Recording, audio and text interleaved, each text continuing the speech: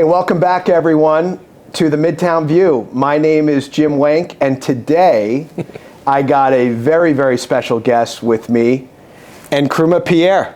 Welcome, Nkrumah.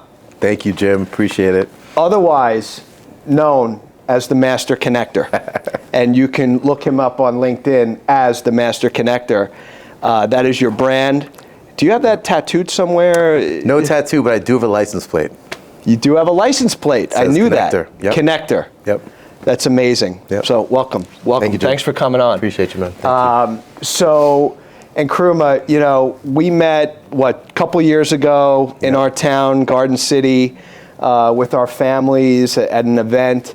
And then we've crossed paths a few times, and now through some real good mutual connections, we're starting to connect some dots and trying to see where we could do business. But would love for you to tell our viewers who is Nkrumah Pierre, and a little about your background and kind of what you do, and we'd just love for you to share. For sure. So I think the common theme between our friendship has been golf. I'm not that good, I will say. I know Jim's probably pretty good. I think he has a single-digit handicap. But we met at the Garden City Country Club. I think it was like July 4th on the actual course, because it was open for families. And then the next time I saw you was at another country club in town, in the locker room. I was with another guy from Garden City, and I'm like, Jim, what are you doing here? He's like, I joined this club too. I'm like, oh, must be nice. But Jim, every time I've met him, has been a consummate professional, super humble executive, and just kind, right? And when I think of corporate America, when I think about my business, the people who I do business with, I've, thank goodness, elevated to the level where I am today, where I can choose the people I do business with. And three things that really stick out. I do business with those that I trust, like, and respect. And my dad, had a $20 million construction business, which put us all through college, got us all our first pieces of real estate. Ironic, we're at Savills, a real estate firm. And real estate in my family is fairly large because my mom was a mortgage processor at Chase and other big banks. My dad is in the general contracting business. And then my first job on Park Avenue at 350 Park, right down the street, was at M&T Bank doing commercial real estate finance. So it's very serendipitous that we're here. But Nkrumah, who's Nkrumah? Nkrumah is a connector. Nkrumah is a person who likes to add value. Nkrumah is a person who gives first and asks second. And I'll say that again, someone who gives first and asks second. And the reason I say that and emphasize that is because in the game of networking, from what I've seen, from my vantage point, a lot of folks come out of the gate with their hands out, asking, or trying to get ahead, or trying to take advantage or manipulate. And that's most people, right? That's not Jim, it's not myself, because we wouldn't be here. But what I'll tell you is that those who are takers, they might get ahead in the short term, but if you extrapolate 5, 10, 15 years later, I'm telling you, the guys and girls who are sitting in their cushy offices here on Park Avenue, the majority of the people who have gotten to the top are not takers, but givers. And they're givers, they're always giving and providing value to their, first and foremost, their clients and customers. Yep. But two, their partners, their coworkers, all the team members that really help them do what they do best to ultimately service clients. Correct. I mean, in the world of business, that's what it's all about. Nkrumah, take us through a little bit. You started in the mortgage processing at M&T Bank, and you were probably doing tactical type, day-to-day work, but you've evolved into, an incredible relationship developer. And, they're not, I think one thing that makes you different is people know right away that it's no BS with you. It is 100% genuine. You want to understand who people are, what people do, and if there is a way to help them. For sure. And so how did that did that come natural? Did you learn that from mentors? Was it just like family upbringing? Like, how did the confluence of factors come together to make you kind of do what you do really well? Thank you. So I appreciate the kind words, and I'm happy to share. So started off doing commercial real estate finance, structured finance at M&T Bank, and I got let go in 2008. Of course, the credit crunch hit, right? But I also wasn't that good. I tell people that openly. I'm not proud of that, right? But it's the truth. And I got let go in 08, got a package. But I'll tell you, one thing that always sticks out is that I'll never forget. So Sam Giarusso, who was at that time the regional president of commercial real estate finance at M&T Bank, lived in Long Island guy. And I'll never forget it. Sam was he is still alive. He is a savant when it comes to relationship management, and then clearly he has the chops for commercial real estate finance. But I'll never forget, Sam had pinged me and said, "Hey, Nkrumah, I have this nonprofit that I sit on the board for. Can you help out?" My first answer was immediately yes, right? Like, I didn't even think about it because I had the head guy asking me for a favor. As a young analyst, of course the answer is yes, right? Which, by the way, Gen Zs today do not think that way. But that's another conversation for another podcast. Anyway, so I said yes. And that opportunity, I got to meet Sam's wife, his kids. I went to the gala.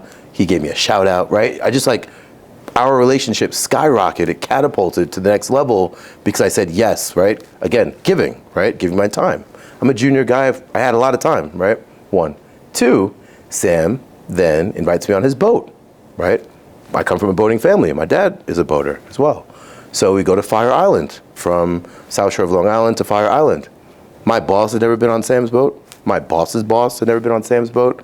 But me, the young guy who's been there for 9 months, is on Sam's boat, right? So early on, I realized I had this uncanny ability, I call it my superpower, for connecting with high-level executives authentically, right? Not kissing anyone's butt, right? Not, bending over backwards per se, but being authentic, being myself. Yes. And that resonated with Sam, and he respected that. So I left in 08, right? Not because I wanted to, I was asked to. And then I had to figure it out. So back to real estate, my dad, being a developer, had built 3 buildings in Harlem. One was on 116th Street and 2 sister buildings on 115th between 7th and 8th Avenue. And I'll never forget. So we actually purchased a duplex in that building, my dad and I and my mom, right? Because they helped all of us with our first piece of real estate, which I plan to do for my 2 kids. Real estate is at the mecca of generational wealth, in my opinion, and hopefully it's Savills, you guys agree. And I'll never forget, we were actually looking at, this is kind of funny and interesting, at M&T Bank on 115th Street, where my building was being constructed by my dad. I had one of our clients who was a piece of work, and we're doing a walkthrough, right? And he bought all these affordable housing units on 115th Street. And we did the walkthrough, the building, the units were awful, like they were just really bad. We did the walkthrough, and then we're coming out, and he's like, "Oh, and we have this beautiful construction across the street. You see how great this block is?" I'm like, "I actually bought a duplex in there." He's like, "No, you didn't." I'm like, "Okay." Little did he know my dad was building that property. But my point is, you can't judge a book by its cover. And at that point in time, what I knew was that real estate is how people build wealth. 1, and then 2, being on the side of finance at M&T Bank, I got to learn the ins and outs of financing properties. Fast forward, I fell into executive recruiting, did that for about 8-9 years here in the city.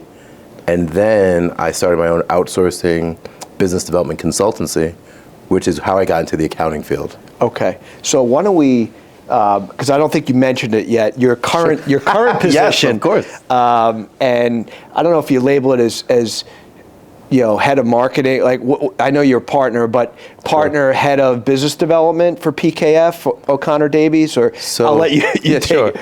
You can add more titles. It's fine. No, so I'm a partner, an equity partner at PKF O'Connor Davies, and I'm a business development partner, which is super unique because you think about professional services, law firms, right? You cannot work at a law firm as a partner without having your JD, right? You can't own a law firm without a JD and passing the bar.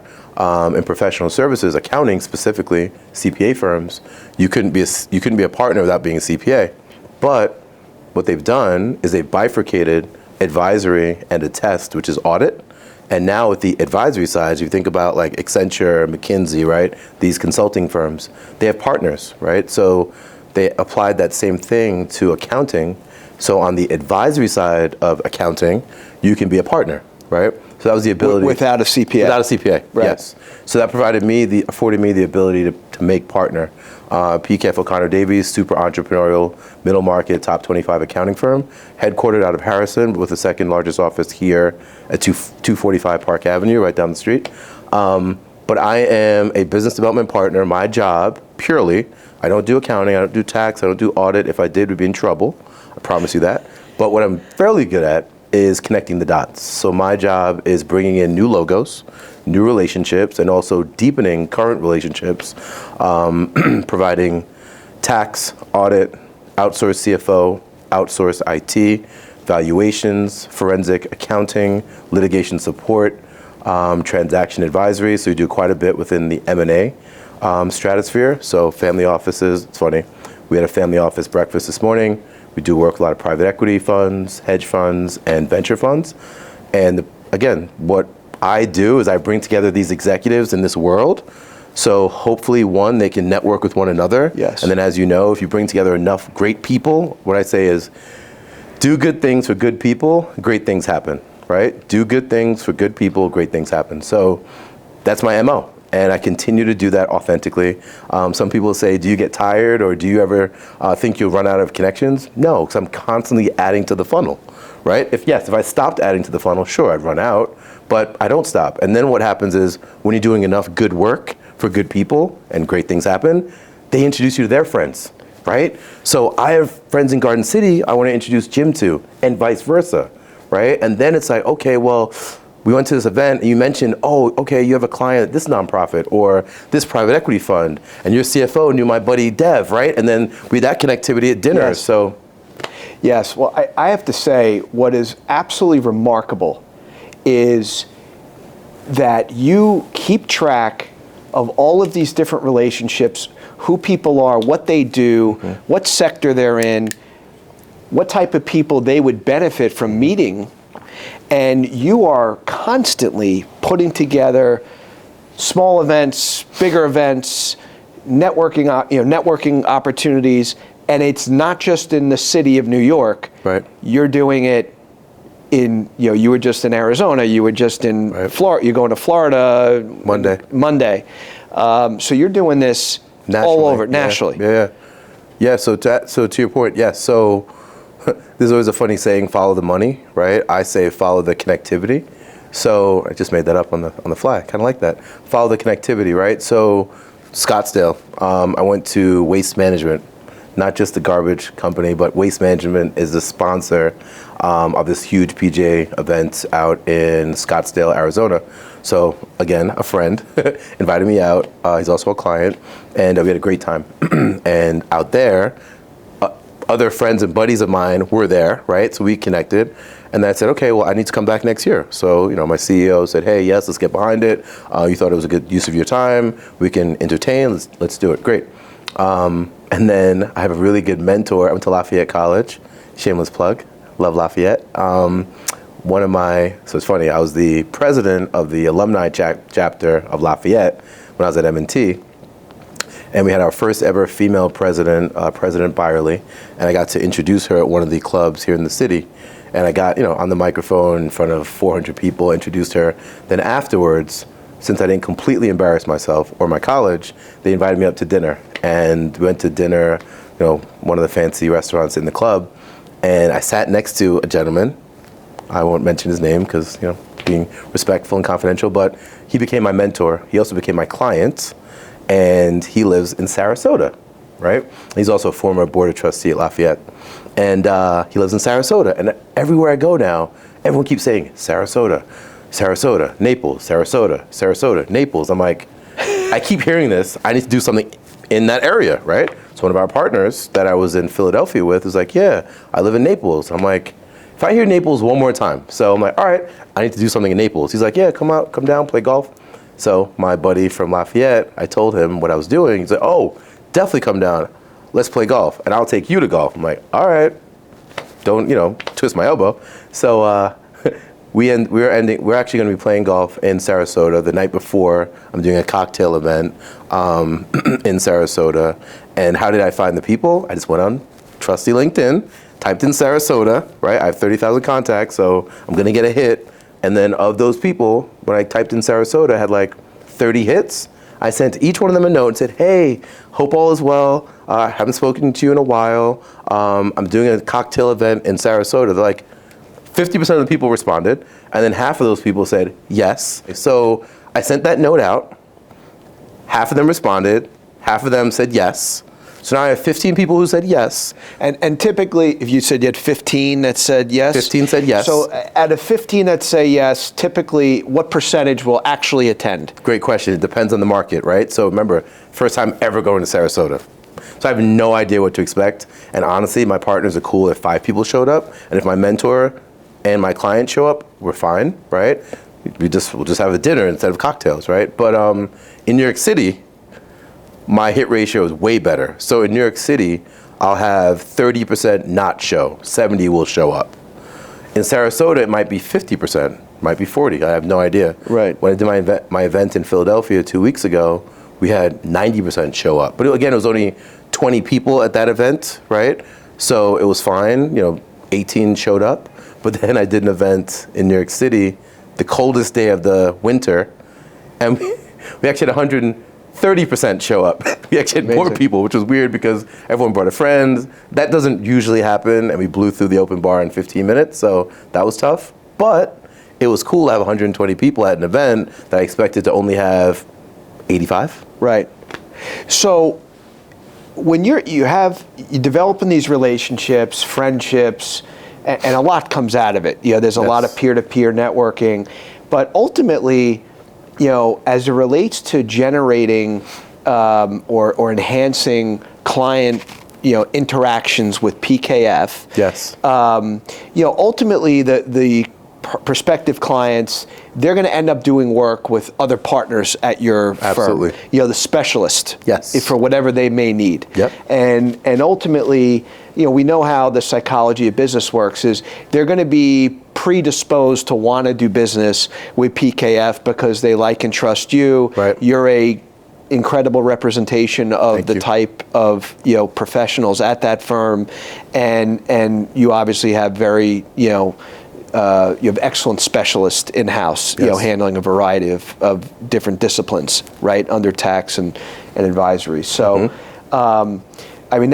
that's incredible, and just the sheer magnitude of people connections, genuine connections, in your sphere is staggering. And I just have to say, it is not just commendable. It is, it's almost. It stresses me out to even think how you can manage that many relationships, but you do it, and with incredible, I don't want to say not just grace, but you do it with such energy, and your energy and enthusiasm is contagious. So thank you, man. It's very cool. So look, I know we have a lot to talk about, a lot to cover, and in fact, I'm telling all of our guests, ideally when we do a rerun, I want to do it in your office because you have a beautiful office down the street. Thank you. But which we're kind of closing up these conversations. I had this little crystal ball, and this is what we ask is for your predictions. On really your business outlook, but just your overall sentiment. How are you feeling business-wise? Anything else you want to share your light on? We'd love to know. All right. Well, thank you, Jim. First off, thank you for having me. Thank you to Jim, to Savills. I just appreciate the time. So really quickly, I'm going to put the crystal ball down. But I have a little bit of a cheat code because I had a breakfast with about 20 family office executives this morning, and I was actually a fly on the wall listening to some of their predictions and outlooks on the market. So I'll kind of piggyback on that and give kind of my assessment as well. This is not Chat GPT. This is Chat NKP. I promise. So really quickly, one of my guests said he's really nervous and concerned, not only politically, not only domestically about our politics, but also international politics. Those things give him grief, and he's super nervous about the future. I sat with a private equity executive, another Lafayette guy, in Philadelphia 2 weeks ago, and he said to me, Nkrumah, in the short term, like the next 6 months, as an investor, I'm cool. No worries, we're gonna all make money. 1 year from now, I'm super nervous with regard to what's gonna happen to the capital markets, with regard to tariffs, right? With regard to potential World War III. And he said that uncertainty gives him angst. Now, Chat NKP speaking, I think, of course, AI, everyone's speaking about AI, and me included, I need to become more familiar, kind of tongue in cheek with the whole Chat GPT thing, but I'm not savvy enough with Chat GPT. I'm not using it enough, right? So my wife, told me about it. She told me she has an account. We also have a corporate account. So I need to leverage Chat GPT more, not to do my job, but to do my job more efficiently. So like when I want to send out a thank you email after one of my events, right? I could actually leverage Chat GPT. I don't. I sit there and write every word, but I'm like, if I threw that into Chat GPT, it could populate something pretty cool, right? If I want to get a quick LinkedIn post, and it's funny, the LinkedIn app allows you to type something and then Chat GPT can improve it. Yes. I don't leverage that, to be honest, enough, but I could. But anyway, I say all that to say, if you're not using AI today in our jobs, I know we're business development sales executives, but if you're not using it to make yourself more efficient at your job, you'll either, one, lose your job, which would be the worst case scenario, but two, maybe not get promoted as quickly as your peers who are leveraging the technology. And then last thing, talking about real estate, again, I've been out of the real estate game for a while. Another thing that gives just me, not anxiety, but just I'm a little bit, I'm very concerned, is just the home market, the housing market for individuals, seeing where we live, right? Knowing what's going on with interest rates, knowing what's going on with inflation and stagflation. It scares me when I see, listen, as an owner, I'm happy to see values of homes go up. That's a beautiful thing, it's cool. But like, when I think of my friends who aren't as lucky to get in at the 3% interest rate and are looking to buy homes today, their dollar doesn't go as far, right? So they're not able to move into some of the neighborhoods they want to move in, or even buy the home that they want. So a lot of them are settling, and despite interest rates being high and housing prices still going up, people are still coming in with all cash and paying over ask, right? So it's like, it almost like boggles my mind, like how much longer can this continue? So again, my crystal ball is if you're not leveraging AI, you will fall behind. My other crystal ball is we need to pay special attention to the political dynamic here domestically, but do not take your eye off the ball internationally. And then lastly, just from a business standpoint, being authentic and being genuine is at the core of business. I think it's going to mean even more as we walk through the current climate where federal employees are losing jobs and things of that nature are happening. So we have to be true to ourselves and keep these relationships and friendships, maintain them, pour love and time into them, because this is all we got. Nkrumah, amazing. Thank you, man. That's awesome. Can't thank you enough. I appreciate you. You're a friend. Yes. And you're not only a friend, you're a community member, business associate. Thank you. And someone we all can learn from. And just can't thank you enough for taking the time out to be with us. That's awesome. My pleasure. Thanks, Jim. Thank you. Thank Appreciate you. it. Everyone, that concludes today's episode of the Midtown View. Thanks for joining us. We'll see you next time. Thanks.